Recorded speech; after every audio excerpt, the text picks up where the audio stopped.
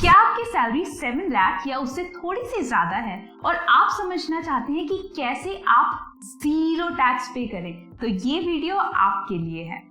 नमस्कार, मैं हूँ प्रिया। स्वागत है आपका इन्वेस्टिंग डन राइट में। आपने मेरे वीडियोस को सब्सक्राइब कर लिया है तो बेल आइकन पे जरूर प्रेस करें ताकि आपको मेरे वीडियोस की लेटेस्ट नोटिफिकेशन मिलती रहे।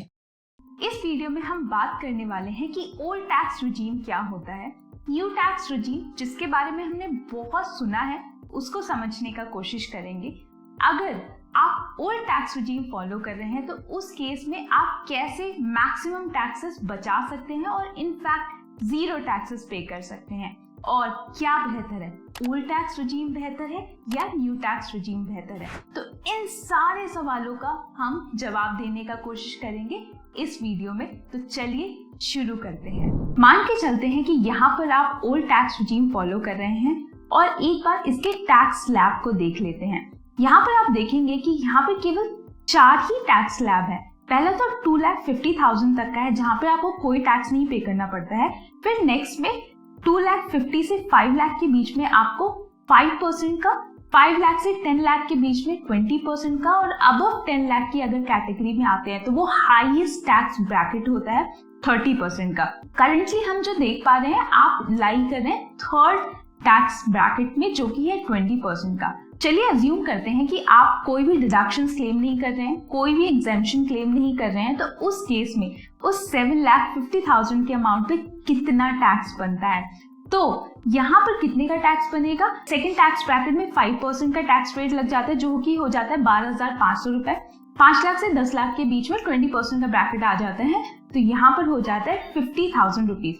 यहाँ पर आपको 62,500 रुपीज टोटल टैक्सेस पे करने पड़ेंगे अगर आपकी सैलरी 7,50,000 ईयरली है।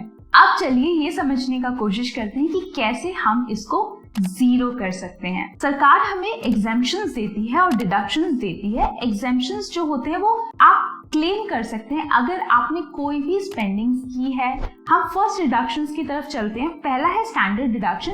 स्टैंडर्ड डिडक्शन चाहे ओल्ड टैक्स रिजीम हो या न्यू टैक्स रिजीम हो, हर किसी को 50,000 रुपीज का मिलता ही है। सबसे पहले तो 50,000 रुपीज को 7,50,000 में से माइनस कर देते हैं। कितना बचा? 7 लाख रुपीज बचा। अब आ जाते हैं HRA पर, हाउस रेंट अलाउंस। अगर आपके सैलरी स्ट्रक्चर में HRA का कंपोनेंट है तो आप यहाँ पर एग्जेम्पशन क्लेम कर सकते हैं। उसका एक बेसिक सा फॉर्मूला होता है जिसको समझ लेते हैं। बहुत लोगों को ये डिफिकल्ट लगता है, बहुत लोग समझ भी जाते हैं। मैं कोशिश करूंगी आसान से आसान भाषा में आपको समझाने का ताकि आप अपना HRA खुद से कैलकुलेट कर पाए। तो यहाँ पे बेसिक 3 कंडीशंस होती हैं जिसमें से जो मिनिमम होता है उस अमाउंट पर आपको HRA में एग्जेम्पशन मिल जाता है। सबसे पहला अमाउंट है आपको कितना HRA एक्चुअली में मिलता है। सेकेंड पॉइंट जो आता है वो आता है कि किस सिटी में आप रहते हैं, मेट्रो में रहते हैं या नॉन मेट्रो में रहते हैं, उस हिसाब से आपको यहाँ पे कैलकुलेट करना होगा। आपकी सैलरी में बेसिक सैलरी होती है और डियरनेस अलाउंस होता है, दोनों को कंबाइन कर दीजिए और उसका 50% और 40% मेट्रो और नॉन मेट्रो के केस में कैलकुलेट करके बस वो अमाउंट को कैलकुलेट करके रख लीजिए। थर्ड आते हैं एक्चुअल रेंट पे। जो भी आप महीने का किराया भरते हैं उसमें से -10% और बेसिक प्लस DA को माइनस कर देते हैं। अब चलिए, थोड़ा कंफ्यूजिंग लग रहा होगा सुनने में लेकिन बहुत सिंपल है। मैं एक एग्जांपल के थ्रू आपको समझाती हूँ। लेट्स से आपकी जो मंथली सैलरी है वो है 62,500 रुपीज। आप एक नॉन मेट्रो सिटी में रहते हैं जिसका नाम है इंदौर। आपकी बेसिक सैलरी है 20,000 रुपीज और DA अलाउंस है 5,000, जो टोटल हो जाता है 25,000 का। HRA आपको मिलता है आपकी सैलरी में 5,000 रुपए का, और टोटल रेंट आप पे करते हैं जिस भी घर में रहते हैं। मान लेते हैं 10,000 के रेंटेड घर में आप रहते हैं और नॉन मेट्रो में रहते हैं क्योंकि इंदौर नॉन मेट्रो में आता है। अब इन तीनों कंडीशंस को कैलकुलेट करके देखते हैं और देखने का कोशिश करते हैं कि क्या मिनिमम आता है। 40% of basic plus DA, basic plus DA जो था 25,000 रुपीज का, तो 40% उसका कितना हो गया? 10,000 रुपीज। HRA आपको 5,000 का मिल रहा था तो यहाँ पे तो कोई कैलकुलेशन करनी ही नहीं है। थर्ड जो है वो है आपने कितना रेंट पे किया है, 10,000 rupees minus 10% of basic plus DA जो कि है 25,000 रुपीज, उसका 10% हो गया 2,500 रुपीज, तो 10,000 माइनस 2,500 बच जाता है 7,500 रुपीज। तीनों का मिनिमम क्या है दिख ही रहा है, 5,000 रुपए।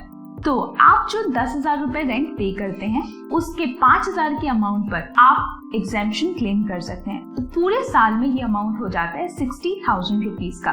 तो 60,000 रुपीज के अमाउंट को हम अपने टैक्सेबल इनकम से डिडक्ट कर देते हैं। कितना अमाउंट बचा? 6,40,000 रुपीज। ये बात हो गई एग्जेम्पशन की। अब आ जाते हैं हम डिडक्शंस पे। डिडक्शंस कैसे क्लेम कर सकते हैं? अंडर सेक्शन 80C अगर आप 1.5 लाख रुपीस इन्वेस्ट करते हैं उन स्कीम्स में जहां पर आपको ये डिडक्शन क्लेम करने में मदद मिलेगी, तो आप अपनी सैलरी से 1.5 लाख के अमाउंट को हटा सकते हैं।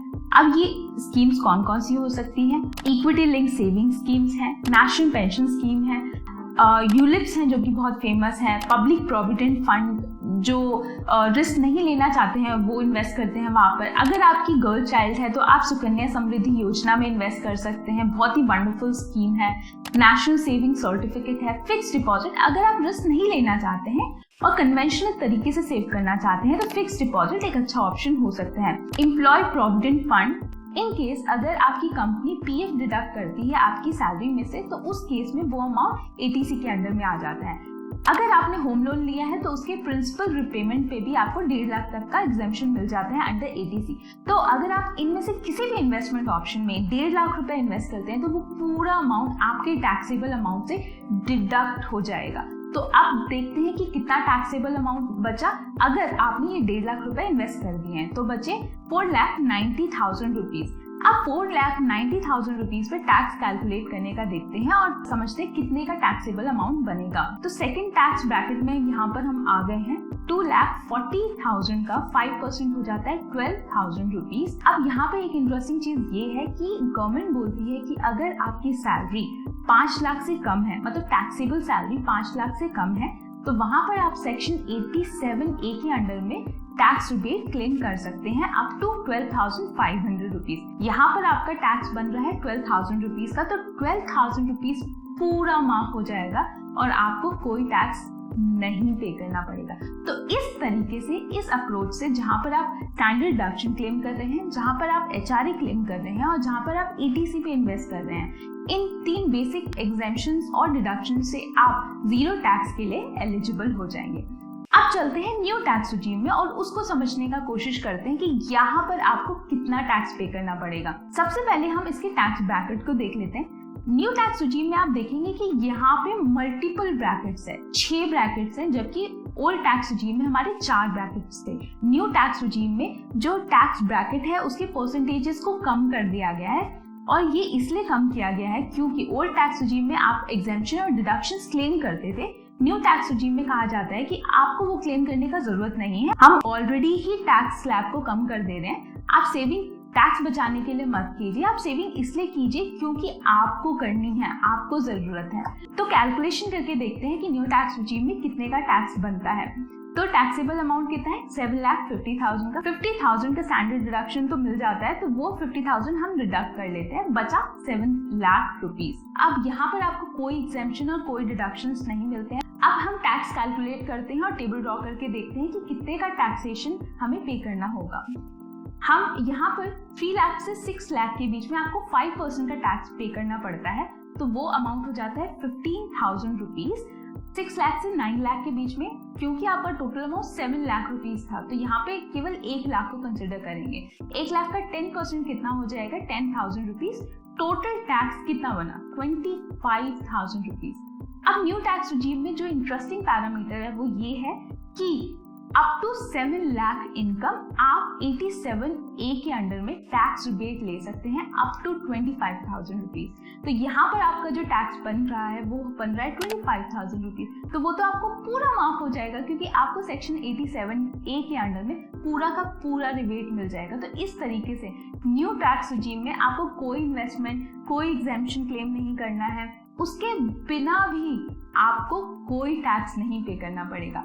यहाँ पर हमें समझ तो आ गया होगा कि न्यू टैक्स और ओल्ड टैक्स रिजीम में से क्या बेहतर है। ओल्ड टैक्स रिजीम में आपको एचआरए कैलकुलेट करना पड़ा, आपको एटीसी के अंदर में इन्वेस्टमेंट्स करने पड़े, तब जाकर आपका टैक्स जीरो हुआ था। न्यू टैक्स रिजीम में ऐसा कुछ करने की जरूरत ही नहीं है, क्योंकि यहाँ पे ऑटोमेटिकली जो टैक्स स्लैब्स के परसेंटेजेस है वो कम कर दिए गए हैं, ताकि आपको इन्वेस्टमेंट करके टैक्स सेविंग करने की जरूरत ना पड़े। क्योंकि यहाँ पे गवर्नमेंट इनकरेज कर रही है कि आप अपने बेनिफिट के लिए कीजिए, आप केवल इसलिए ना करें क्योंकि आपको टैक्स सेव करना है। तो इस तरीके से आप डिसाइड कर सकते हैं कि ओल्ड टैक्स और न्यू टैक्स रिजीम में से क्या आपके लिए बेटर रहेगा। 7 लाख तक के अमाउंट पर आप न्यू टैक्स रिजीम ऑप्ट कीजिए, क्योंकि वहां पर आप बिना डिडक्शन एग्जेम्पशन क्लेम करके भी टैक्सेस सेव कर सकते हैं। आशा करती हूँ कि ये वीडियो आपके लिए हेल्पफुल रहा होगा। अगर आपके कोई भी सुझाव हो तो आप वो कमेंट बॉक्स में डालकर मुझे बता सकते हैं। मैं मिलती हूँ आपको अपने नेक्स्ट वीडियो में। अगर आपने मेरे चैनल को सब्सक्राइब नहीं किया है तो प्लीज़ सब्सक्राइब कर ले, क्योंकि मैं पर्सनल फाइनेंस पे एवरी वीक 2 वीडियोस बनाती हूँ। अगर आप सब्सक्राइब करेंगे तो आपको मेरे नए वीडियोस की लेटेस्ट नोटिफिकेशन आती रहेगी।